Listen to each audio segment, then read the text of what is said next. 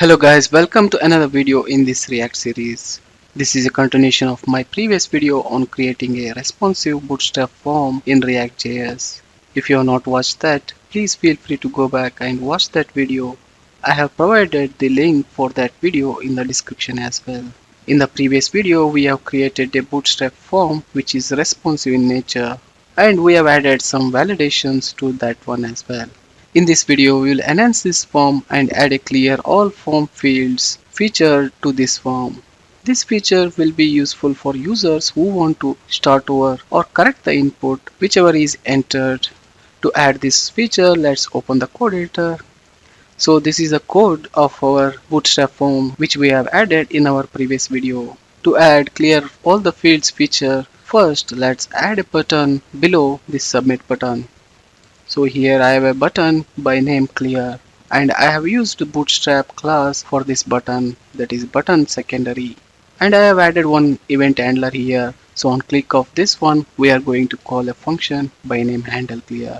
In this function we are going to write a logic to clear the fields. So let's create a function by this name in our functional component.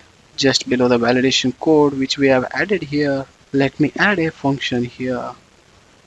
As we have attached the value of this name to name state, we need to reset the value of this one so that it will be set to the initial value. For that one, as we have used state hook here and we have already defined a function here by name setName, let's make use of this one, and within this function handle clear, add that function, and within this function set the value of name to blank. Similarly, for email and age, we have defined states by name email and age, and the respective functions which we have defined in our states are set email and set age.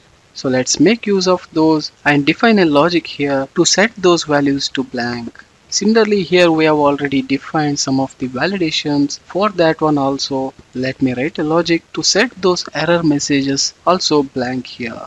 So by doing these, now whenever this clear button is clicked, this handle clear function will get called, and within this function we are resetting all the field values to null.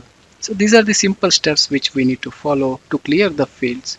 Let's save this file and go back to browser. Now you can see we have a clear button here. Let me add some content here. And when I click on clear button, you can observe whatever the data we are entering here, that will be cleared and set to initial state. This is one of the useful feature which will be required in our React application development. So that's it guys for this video. Let me know your questions or feedbacks in the video comments. Thanks for watching this. If you like this video, please click on like button, share it with others and subscribe to my channel.